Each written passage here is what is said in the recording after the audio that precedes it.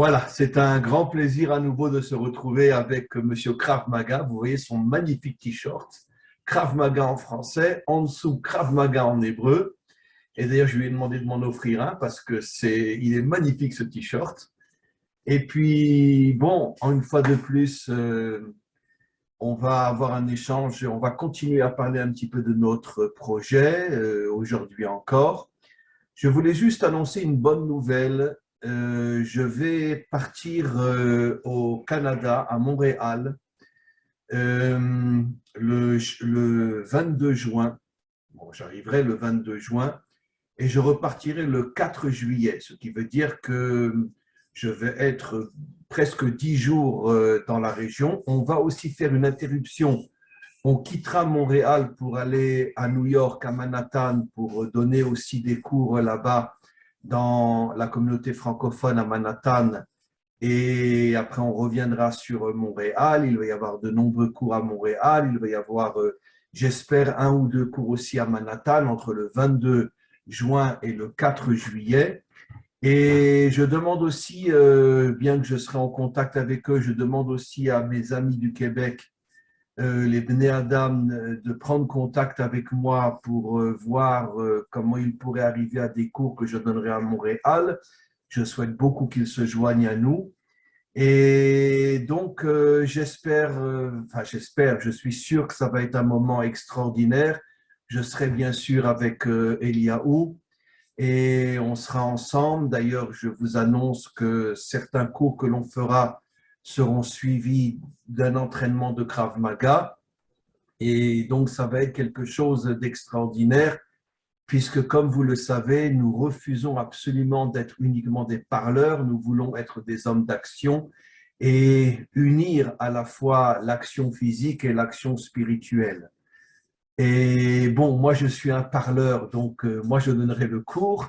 Mais Eliaou est un homme authentique, lui, c'est un homme d'action et c'est lui qui, après, vous entraînera tout de suite après mon cours à Montréal pour un entraînement de Krav Maga. Et ça va être encore une fois quelque chose d'extraordinaire. Je pense qu'on va passer un séjour absolument magnifique. Et voilà, je vais céder la parole à Eliaou qui a énormément de choses à vous dire pour compléter tout ce qu'on a déjà commencé. Et voilà, Eliaou, à toi la parole. Alors, comme la plupart d'entre vous, Shalom Aleichem, Rav. Bon, j'ai écouté le Rav Dinovitch pendant des années, je continue à l'écouter. Quand je dis Maître Yehuda, c'est pas pour rigoler, parce que ça m'a enseigné énormément de choses intérieurement. Vous savez que bon, j'aime le combat, j'aime les arts martiaux. Et c'était un des seuls Rav qui réveillait cet esprit combatif. Pas le combat forcément physique, mais le combat intérieur contre le Yetzer Hara, avec les bonnes forces, la bonne lumière. Et on sortait tous de ces cours de Torah, parce que j'ai côtoyé pas mal de ses élèves aussi, et on se disait maintenant, qu'est-ce qu'on va faire? Comment on va avancer? Comment on va agir avec tout ce qu'on a reçu comme enseignement?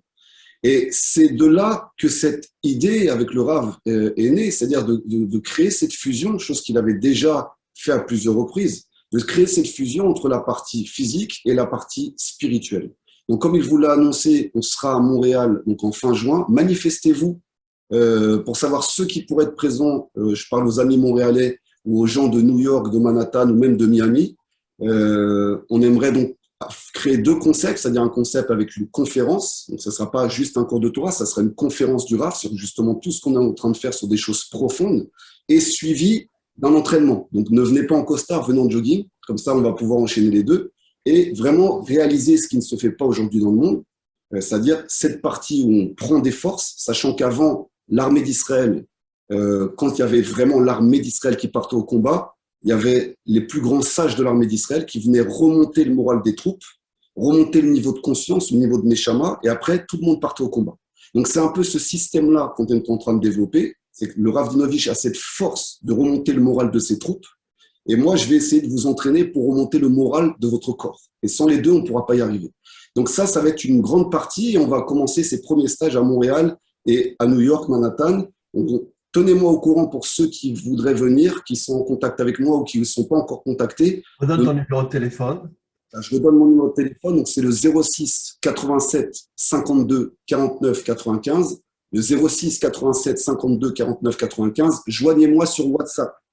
sur WhatsApp ou alors sur Facebook, vous tapez Eliaou Bokara et vous trouverez mon profil et vous me joignez directement soit sur WhatsApp, soit sur Facebook. Ça me permettra de voir qui peut être disponible pour ces conférences et ces cours de Torah. Et en même temps, si jamais vous avez un point de chute à New York où on pourrait développer aussi ce système, tenez-moi au courant. Ceux qui sont la communauté française de New York, de Manhattan, tenez-moi au courant par rapport à tout ça. Donc, j'aimerais qu'on avance un petit peu sur plusieurs domaines. On aimerait ramener, et vous l'avez très bien compris avec le Rav Dinovitch, ce qu'est un hébreu authentique et ce que sont les nations authentiques. Yaakov est descendu en Égypte avec 70 de sa famille. Donc, il faut savoir que les 70 nations font partie de la famille d'Israël. Il faut bien comprendre, on n'est pas des familles différentes, on est de la même famille. Tous des descendants d'Adam et Ève, donc on est tous de la même famille. Exactement, on est de la même famille, mais dans chaque famille, chacun a des fonctions différentes. Et ça, il va faire attention. C'est pas parce que vous n'êtes pas hébreu que vous êtes inférieur, bien au contraire. C'est pas parce que vous faites partie d'une des 70 nations qu'il va falloir vous convertir à quoi que ce soit. Pas du tout. Donc, On a besoin des 70 nations pour compléter Israël. On a besoin des différences entre nous pour arriver à l'unité. Et au moment de la délivrance, Israël ne sera pas plus haut que les 70 nations. Chacune aura sa fonction et chacune aura son service particulier avec le maître du monde. Exactement. Sinon, le Créateur ne vous aurait pas fait naître dans les corps dans lesquels vous êtes nés aujourd'hui. Il y a 70 nations, 70 fonctions de façon de servir le Créateur. Et dans ces 70 nations, oui, il y a des étincelles, des nitzotzot, de personnes qui sont tombées parmi les nations et qui vont revenir vers le Ham Israël. Ça va devenir de plus en plus dur, je vous le dis, parce qu'on s'approche rapidement de la Géoula. Et à l'époque messianique, plus aucune conversion ne sera possible. Et on voit que plus petit à petit les portes se referment, c'est pas pour rien, parce que chacun a une fonction particulière. Même dans le Ham Israël, il y a 12 tribus d'Israël. On ne doit absolument pas être les mêmes. Vous voyez, de toute façon, le peuple hébreu il est hyper diversifié. Il y a 12 façons d'être. Donc, il faut bien comprendre que ce que vous êtes, c'est fort. Tous les courants dans lesquels vous avez voulu rentrer, on vous a demandé de vous fondre dans quelque chose et oublier ce que vous étiez, c'est très dangereux. Pour la tchouva, c'est la même chose. Quand vous revenez vers le Créateur, oubliez vos talents, oubliez votre potentiel, c'est la pire des choses. Et nous, c'est l'inverse qu'on veut faire. On veut révéler votre potentiel pour qu'avec ce potentiel, vous puissiez servir le Créateur comme il se doit. Mais avec votre potentiel à nous, pas avec le nôtre, avec le vôtre. Et chacun avec sa fonction et son potentiel lui. Donc, c'est très important de savoir où est sa place. Et on voit bien que les 10 commandements, comme ils ont été faits, ça a été, entre guillemets, le remède contre le poison du serpent. Le serpent a convoité, on te dit, tu ne convoiteras pas. Le serpent a idolâtré, c'est-à-dire il a dit en gros à Adam, si tu touches à cette table, tu seras plus fort que le Créateur. Donc c'est de l'idolâtrie. Donc on voit que les 10 commandements sont le remède contre le serpent. Donc c'est très important d'être fier de ce que vous êtes, peu importe d'où vous venez, et que vous restiez authentique par rapport à ce que vous êtes. Maintenant que l'on crée une communauté internationale d'hommes et de femmes, d'êtres libres et forts, qui sont capables de se dresser contre les tyrannies actuelles, contre les mensonges et contre les manipulations, ça va demander un vrai entraînement et un vrai travail sur soi-même.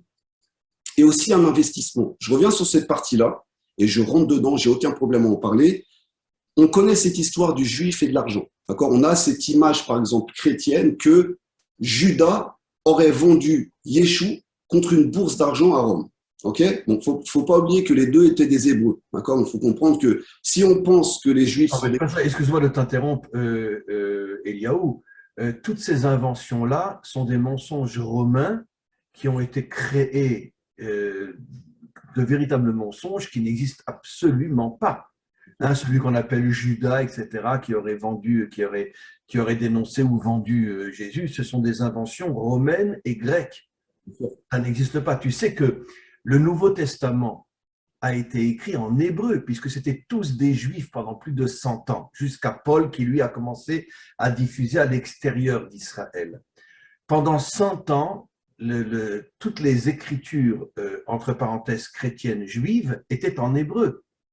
Après sont venus les Grecs, ils ont piqué et brûlé tous les écrits hébreux et ils ont créé un Nouveau Testament rempli de mensonges, rempli de choses fausses, sans se fonder bien sûr sur ce qui avait été écrit par Jésus et ses élèves.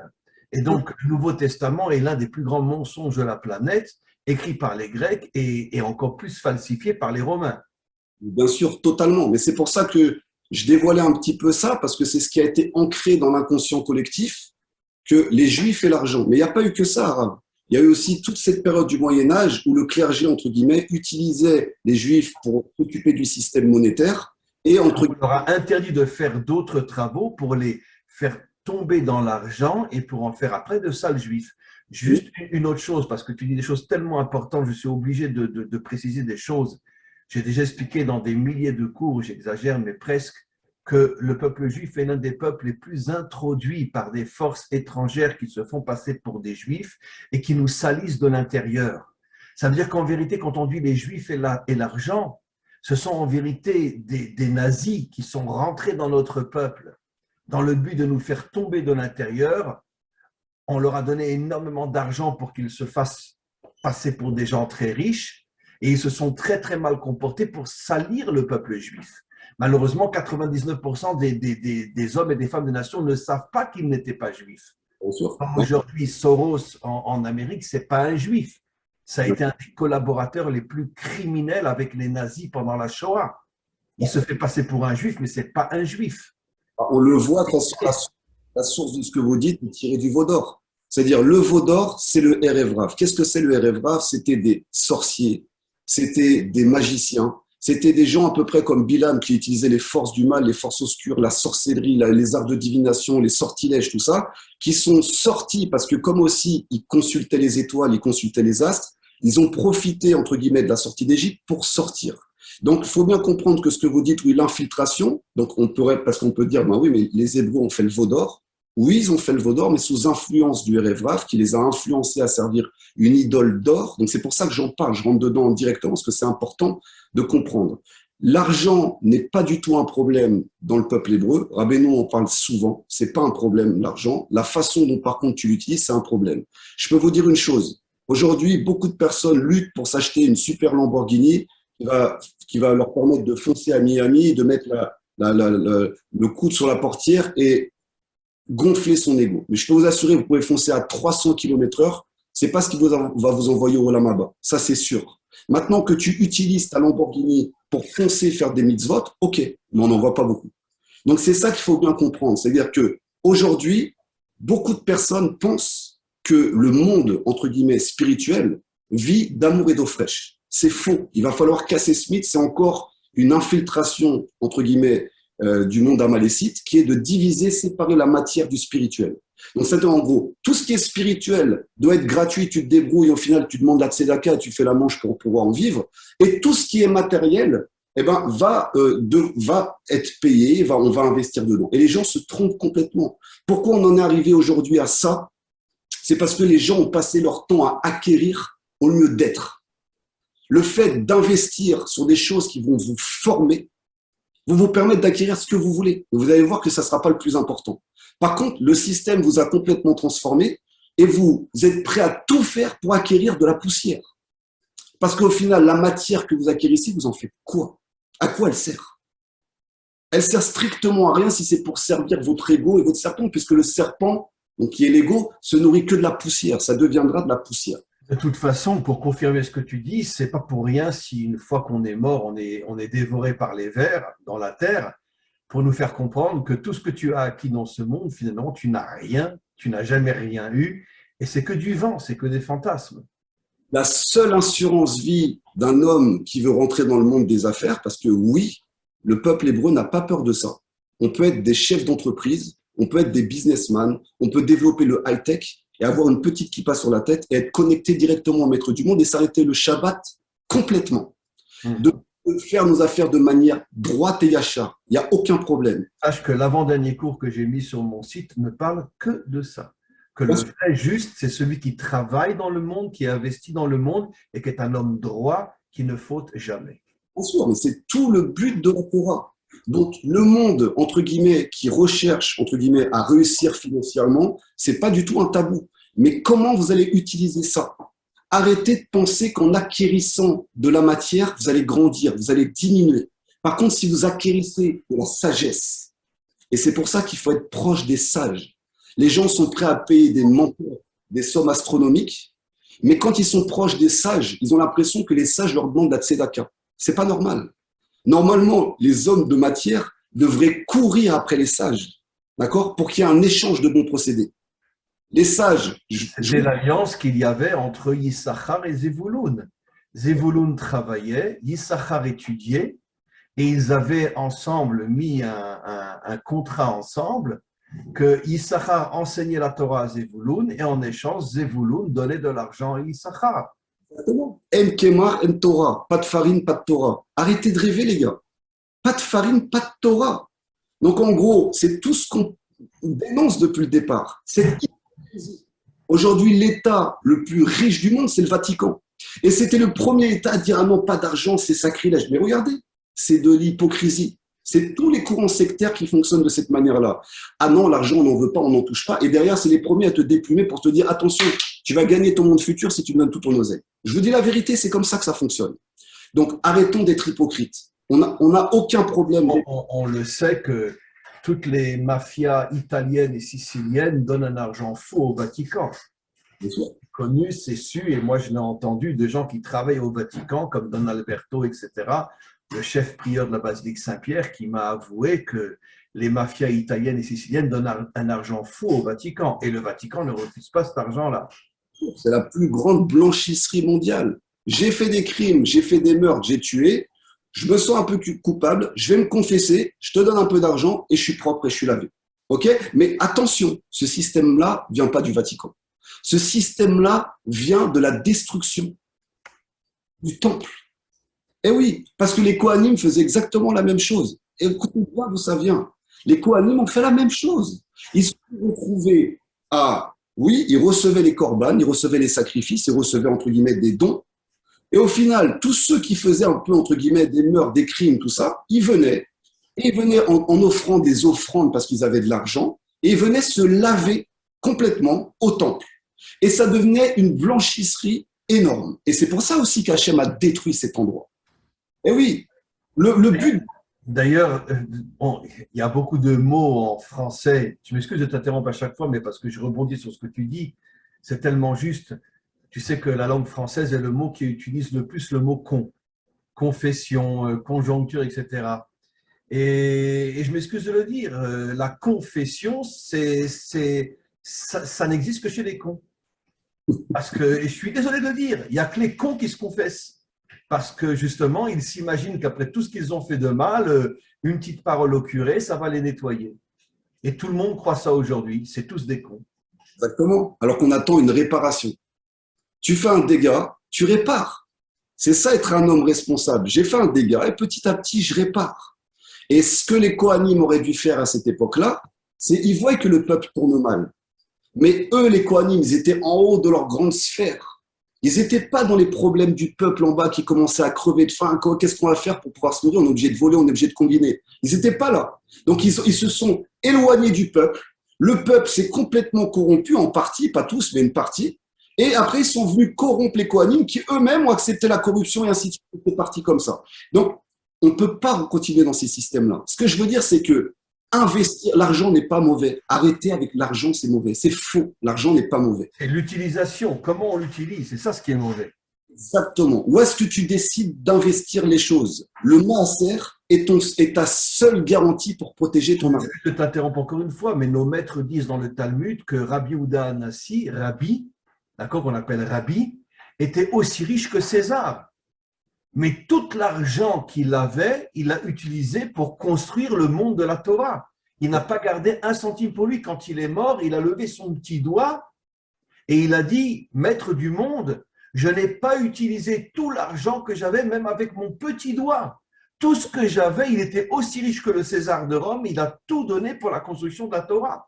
Exactement. Et c'est ça que je voulais vous expliquer aujourd'hui, c'est que c'est très important de comprendre ça. Le maaser, donc sachez que le maaser, même pour les nations, le maaser, c'est prélever une partie de ce qu'on reçoit. 1/10 de ce qu'on gagne. 1/10 ou fois 2, des fois c'est un double. Si on est très riche, c'est 20% qu'on doit donner. Exactement. Le maaser c'est la seule, écoutez bien ce que je dis, c'est la seule garantie pour votre argent.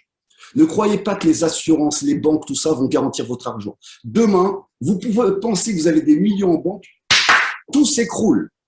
D'accord? La seule garantie que vous avez, c'est que la bénédiction repose sur votre argent. J'ai bien dit la bénédiction, je n'ai pas dit l'hypocrisie de la bénédiction. Et pour ça, il va falloir sacrifier, entre guillemets, parce que les gens, l'argent, c'est leur sang, une partie de cet argent pour aider les gens, aider, contribuer à la diffusion de la Torah, aider les gens qui sont dans le besoin, aider votre propre famille. Comment on peut avoir un père, une mère, un grand-père, des cousins, des cousines qui sont dans la misère et les laisser comme ça? Le maaser, il sert à rétablir une justice. Et c'est la seule garantie pour votre argent. Il n'y a rien d'autre qui la protégera. Si demain les banques, le maaser vous permettra de ne manquer jamais de rien. C'est des promesses qui sont claires. Donc, où je voulais appuyer, c'est que quand vous rentrez dans un programme comme ça, tout ce qu'on veut développer, c'est à vous de voir où vous voulez investir. La Lamborghini, il n'y a pas de problème. Mais donc, dans ce cas-là, va vite pour faire des mitzvot. Si tu vas vite juste pour ton orgueil, tu vas te cracher dans le mur. Il ne restera plus rien de ta Lamborghini. Le but, c'est de vivre dans ce monde-ci et dans ce monde-ci, faire vivre le monde futur. Donc, il faut les deux. Mais tout va dépendre de où tu investis. Donc, il faut arrêter avec cette histoire des Juifs et de l'argent. Les Juifs n'ont aucun tabou depuis le départ avec l'argent. On est tombé, on a vu avec l'histoire du veau d'or qu'on est tombé aussi. On s'est fait influencer par le Erev Rav. On est tombé, on sait, une partie s'est agenouillée devant l'argent, devant le système. Il n'y a aucune bénédiction là-dedans. La bénédiction, c'est que je ne crains ni un homme, ni un patron, ni un tyran, ni un chef d'État. Personne. Mon seul confident, mon seul associé réel, c'est le Créateur, c'est tout. Et ça, c'est tout ce qu'on veut vous enseigner. À partir du moment où ça va s'ancrer à l'intérieur de vous-même, on sera capable de tout faire. Et même si on a un groupe de 1000 personnes, ou de 100 personnes, ou de 10 000 personnes, on pourra transformer le monde, ça je vous le garantis. Et ça va nous permettre de devenir une communauté internationale, parce qu'il y a des gens de partout, hein. Je le disais au Rav, il y a des gens de partout qui appellent. Des gens de partout, de toute confession. Il y a des musulmans, des chrétiens, des évangélistes, des athées, des gens de partout qui appellent. Et tous recherchent la vérité. Ils ne veulent pas devenir juifs. Ils veulent connaître la vérité. Et ils se sont rendus compte que dans la Torah, il n'y a pas de conditionnement. Parce que celui qui étudie sincèrement la Torah, il se rend compte qu'elle libère. Elle n'est pas en train d'enfermer l'homme. C'est sûr que si tu viens avec des intentions tordues, tu risques d'avoir une Torah tordue. Mais à un moment ou un autre, elle te transformera. Elle a une force de transformer et de libérer. Donc ça, c'est très, très important. Maintenant, quand vous écoutez des cours de Torah, vous faites quoi après avec? Vous rentrez à la maison, vous êtes en schizophrénie, vous vous comportez mal avec votre femme, avec vos enfants. Au travail, vous volez. C'est ça votre Torah? Non, la Torah, elle est censée transformer l'homme. C'est sûr que vous n'allez pas tout changer du jour au lendemain. Mais il faut… Juste une précision, comme je l'ai souvent expliqué, il faut faire la différence entre la religion juive et la Torah. La Torah, on peut compter sur les 5 doigts de la main les hommes qui l'ont véritablement. Aujourd'hui, tous les rabbinim et tous ceux qui étudient, entre parenthèses, la Torah, ils étudient la religion juive, qui n'a rien à voir avec la Torah. Strictement rien à voir avec la Torah. Ils rentrent chacun dans des sectes et chacun, j'ai mon rav, j'ai mon rabbi, je suis un mouton, je le suis. Et c'est des sectes. Dans le monde entier, les hommes vivent dans des sectes. Parce que personne n'a la vraie Torah. Mais le système sectaire vient déjà de l'Égypte. En fait, la secte, c'est l'esclavage. La secte, c'est mettre une chaîne invisible à un être humain et qui soit attaché à un système de croyance, à un système de pensée qui l'empêche de penser par lui-même et qui l'empêche de réfléchir par lui-même. Ça, c'est le système sectaire. La Torah, quand on l'étudie honnêtement, c'est tout le contraire. Elle révèle que l'Éternel est indéfinissable. On ne peut pas connaître son nom. On donne des adjectifs de son nom, mais ce n'est pas son nom. On ne peut pas lui donner de forme ni quoi que ce soit. Donc, c'est-à-dire, celui qui étudie la Torah, il s'associe à l'éternité. Donc, on ne peut pas enfermer l'éternité. C'est impossible. Donc, c'est à l'opposé d'une secte. C'est pour ça que tous les courants religieux craignent. Ils craignent. Ils ont peur que leur cheptel, leurs brebis qu'ils ont formés depuis des millénaires, commencent à s'éveiller et deviennent des êtres libres. Comme je dis souvent, la religion, c'est le venin du serpent et elle a été créée par les dictateurs, par les dirigeants. Elle n'a pas été créée par les gens qui étaient authentiquement spirituels, c'est évident. Bien sûr, mais de toute façon, ce qu'il y a, c'est l'héritage familial. Il y a un héritage familial. Mon père est musulman, ma famille est musulmane, j'ai grandi dans le monde musulman. Donc, par tradition, je perpétue la tradition. Je suis né dans une famille juive, mes ancêtres étaient juifs, je perpétue la tradition juive. C'est des traditions. Mais est-ce qu'il y a une recherche profonde de l'être? Ça, c'est la question à se poser. Est-ce qu'il y a une recherche profonde de l'être? Et on sait que l'époque messianique et le Mashiach va nettoyer complètement les religions d'idolâtrie. Et on sait que le temple va devenir une maison de prière pour toutes les nations. C'est-à-dire que l'humanité tout entière va venir à Yerushalayim, les 70 nations, on va tous se réunir comme des vrais frères et sœurs réellement, chacun avec Frères et sœurs, on a tous le même père et la même mère. exactement, et on va chercher à s'unir déjà en tant qu'être humain et révéler vraiment des connexions. Je prends juste un exemple. Regardez Carthage. Carthage en Tunisie. Ça a été un endroit de sagesse extraordinaire parce que des juifs, des musulmans, des chrétiens ont mis un petit peu leur ego de côté et ont commencé à se poser des questions sur l'astronomie, sur la sagesse. Ils ont commencé à échanger. Et ça a élevé l'état d'esprit des gens. C'est ça, en fait. Le but du serpent, c'est de diviser des gens. C'est de les éloigner les uns les autres. Le but de ce programme, c'est qu'on puisse se réunir les uns avec les autres, qu'on puisse créer des connexions, mais avec des gens fiables. Parce que malheureusement, dès que tu essaies de faire quelque chose d'un peu plus grand, tu as toujours, comme vous avez dit le Rav, des infiltrés qui sont envoyés par Pharaon, qui essaient de rentrer à l'intérieur des choses pour faire capoter les projets. Et toutes les grandes révoltes, toutes les grands tournants de l'histoire ont été infiltrés à chaque fois par le pouvoir. La Révolution française a été l'une des révolutions la plus infiltrée pour la faire tomber. Et finalement, elle n'a rien donné d'extraordinaire. Bien sûr, c'est semer la division, c'est le monde Essavi qui est un expert là-dedans. Esav est expert dans la division. C'est sa spécialité. Il sait diviser les uns contre les autres pour que l'unité ne règne pas.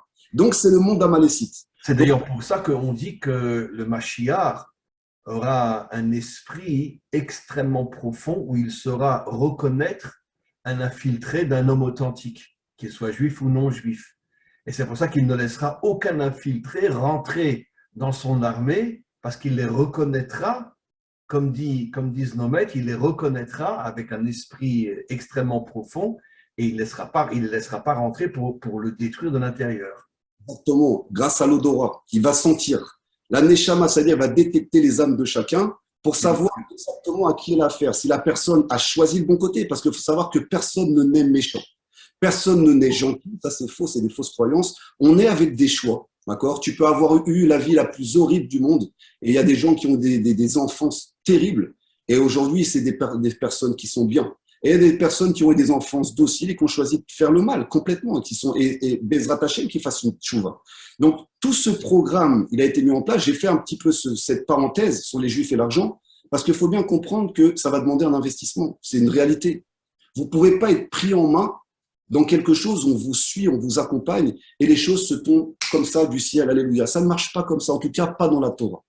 En kemar, en Torah. Pas de farine, pas de Torah. Pas de Torah, pas de farine. L'un ne va pas sans l'autre. La matière ne va pas dans le spirituel. Tout est connecté. Donc on n'a aucun problème d'être avec des pilotes de chasse, d'être avec des hommes d'affaires, d'être avec une ménagère, d'être avec une personne qui est au fin fond des Antilles, d'être avec une personne qui est au fin fond de Mexico, d'être avec une personne de Jérusalem. On n'a aucun problème, puisque c'est ce que la Torah demande. C'est la diversité humaine avec une connaissance du divin et une connaissance de sa fonction.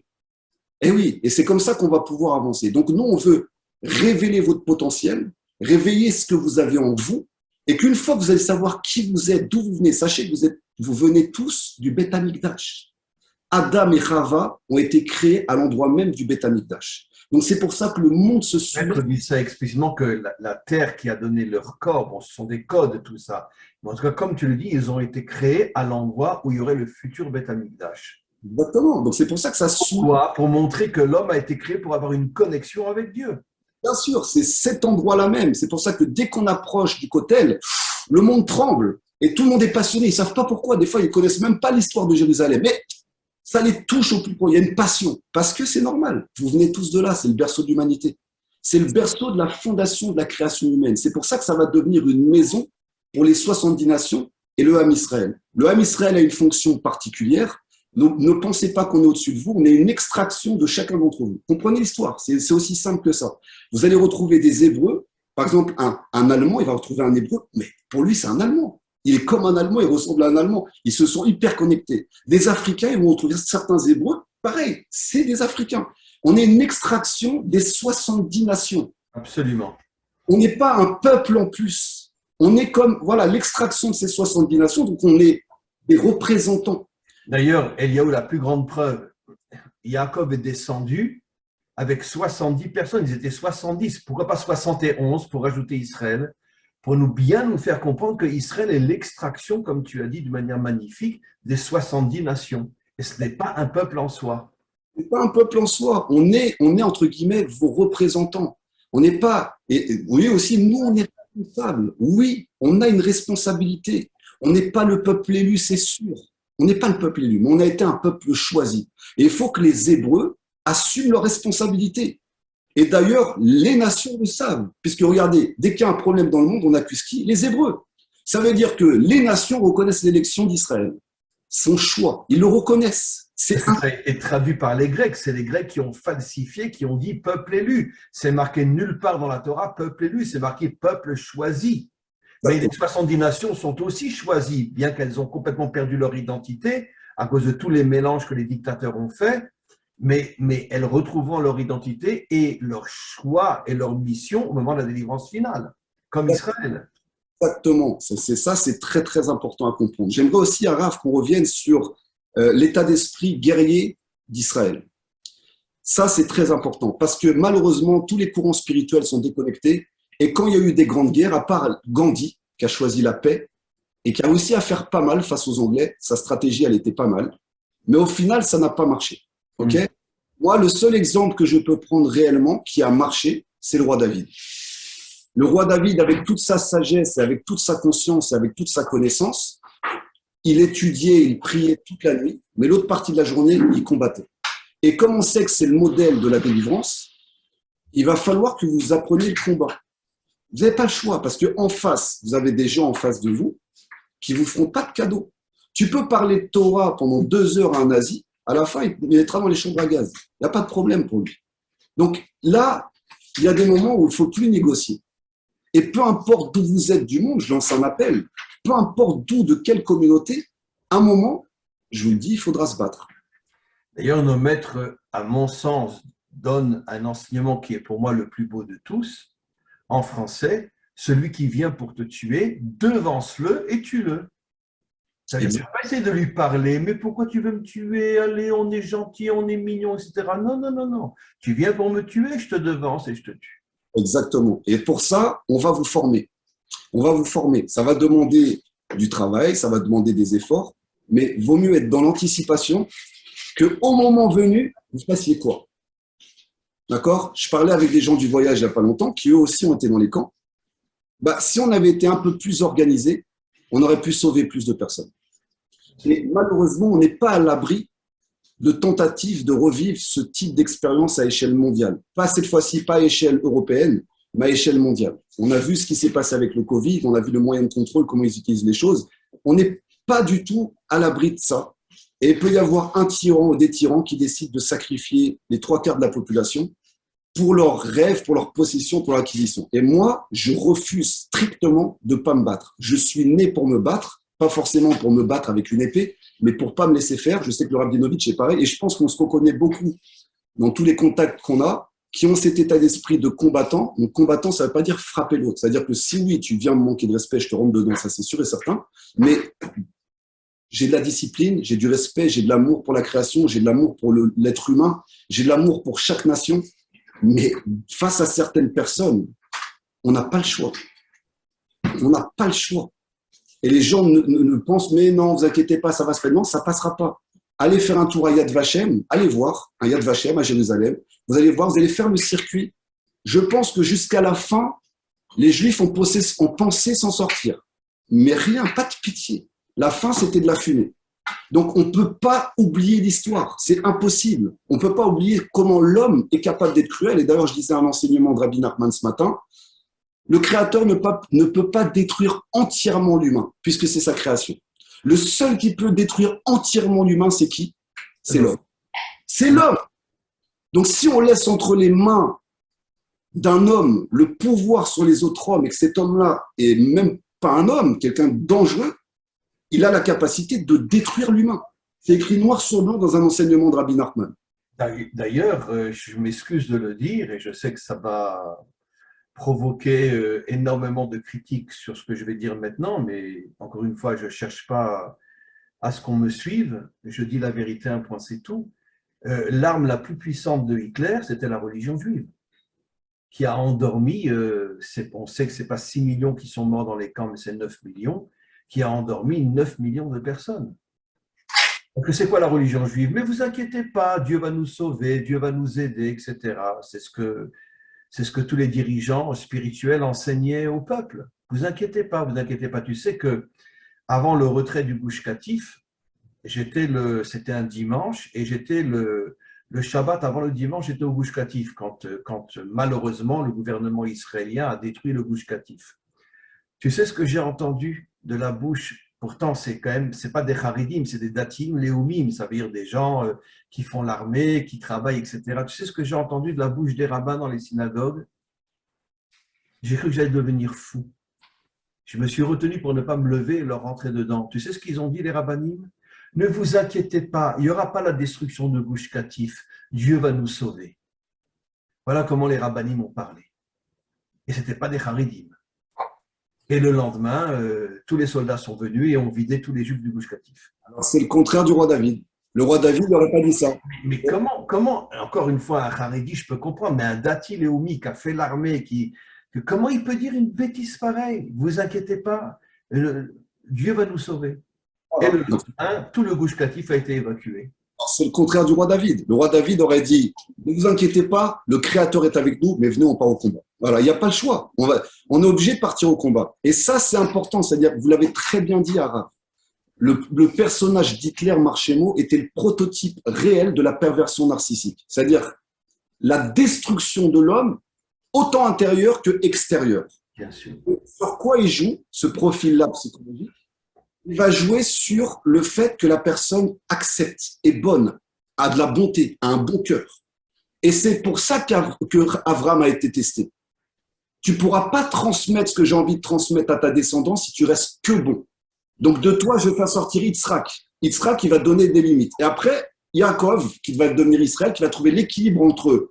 On est pour le bien, on veut le bien de l'humanité. On ne se laisse pas manipuler, on ne se laisse pas faire. Ouais, même plus que ça. C'est-à-dire que quand la bombe atomique de l'Iran va commencer à se déclencher, avant même qu'il déclenche, on sera déjà sûr. Avant même, mais ça aurait dû être déjà depuis longtemps. Je m'excuse de te dire, Eliaou, il n'y a aucun risque que notre gouvernement fasse quelque chose pour empêcher que la bombe atomique tombe dessus. Notre gouvernement est à la solde de tous les nazis de ce monde pour détruire l'État d'Israël. Bien sûr, on est d'accord à 100%, mais ce n'est pas eux qui dirigent Israël. Eux, ils croient diriger, c'est des pantins, c'est des marionnettes, mais ils ne dirigent pas Israël. Il faut juste que le peuple se réveille. Parce que pour l'instant, ils font ce qu'ils veulent parce que le peuple dort. À partir du moment où le peuple ne va plus dormir, ils ne pourront plus faire ce qu'ils veulent. Et c'est ce qui va se passer partout dans le monde. Et c'est qu'ils endorment les populations avec le Covid, ils nous parlent de nouvelles maladies.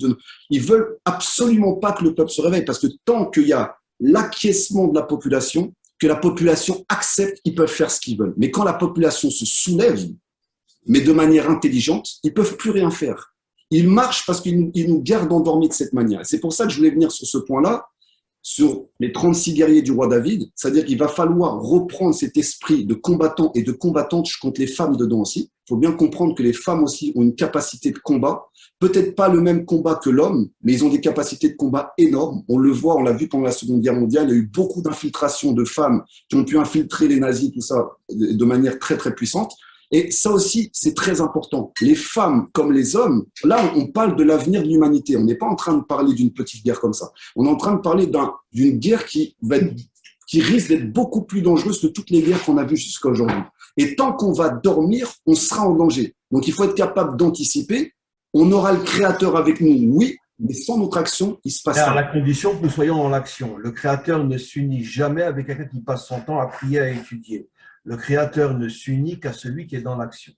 Donc, lisez bien Shmuel 23, le livre 2, et vous allez voir donc les 36 guerriers du roi David. Vous allez voir que chacun était expert en combat, dont le roi David lui-même. Et c'est comme ça qu'ils ont pu établir le royaume d'Israël. Et ce n'est pas d'une autre façon. Et d'ailleurs, la preuve, quand ils sont sortis d'Égypte, Hachem leur a dit, vous allez faire la guerre contre les 7 peuples cananéens. Bien sûr. C'est-à-dire, vous n'avez pas le choix. Milchama, Hachem Sevaot, le Dieu des armées. Ne rêvez pas. Si vous... Alors d'ailleurs, pour confirmer ce que tu dis, avec tous les miracles que Dieu leur avait faits, Il aurait pu aussi, je ne sais pas moi, faire un miracle, que les 7 peuples disparaissent sans qu'Israël ait besoin de faire quoi que ce soit. Mais pourquoi Hachem n'a pas voulu? Pour leur faire comprendre que pour pouvoir être avec moi, vous devez être des hommes d'action. Comment? C'est comme un père qui protège toujours son fils depuis qu'il est à la maternelle. Je te défends, je te défends, je te protège. Mais le petit devient faible, il n'a jamais appris à se défendre. Le jour où le père n'est plus là, il est foutu. Tout le monde le marche dessus. Mais des fois, le père il dit, écoute, non, cette fois-ci, tu te débrouilles. Maintenant, je veux voir, tu es capable de te défendre, tu ne te laisses pas faire, je veux que tu vois ce que tu es capable de faire. Et c'est comme ça, c'est ce qui se passe avec Israël. On a la force, une fois pour toutes, avec Israël et les nations, de faire tomber tout cet empire du mal, tous ces gouvernements. Mais on ne pourra pas le faire si on ne l'a pas fait tomber en nous. C'est pour ça que le premier programme, Fightline, commence par ça. On fait tomber d'abord le mal qui est en nous, nos limites. De faire tomber le mouton qui est en nous. N'oublions pas que pour pouvoir mériter de sortir d'Égypte, ils ont dû sacrifier le mouton. Le mouton qui était le symbole de l'Égypte, Pharaon transforme tous les peuples en moutons. Exactement. C'est la première étape pour justement fonder cette armée du Mashiach. Et vous allez voir que tout le monde va nous rejoindre. Vous allez voir que tout le monde va nous rejoindre petit à petit parce qu'on arrive au fond du mensonge.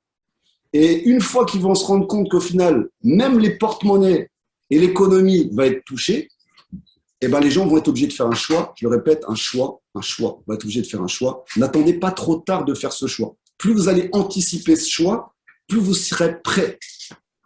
Sinon, vous allez être pris au dépourvu.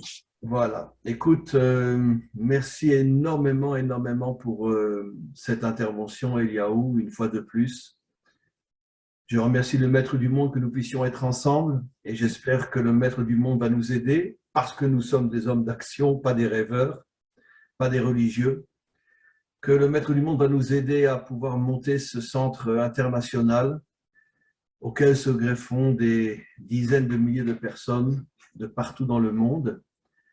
Et voilà, on va mettre fin à notre discussion aujourd'hui. En attendant, bon, comme on vous a dit à Montréal et à New York, il va y avoir des stages et des conférences, c'est-à-dire on commence un peu partout à travers le monde à mettre ces choses en place. Ceux qui seront à Montréal, contactez-nous. Ceux qui seront à New York, Manhattan, contactez-nous. Et c'est des choses qui vont se passer un peu partout dans le monde avec des conférences de Torah, de l'entraînement, jusqu'à vous centraliser ici en Eretz Israël avec l'aide d'Hachem. Merci beaucoup, Eliaou. Et on se retrouve très prochainement. À très bientôt. Au revoir, Eliaou. Au revoir.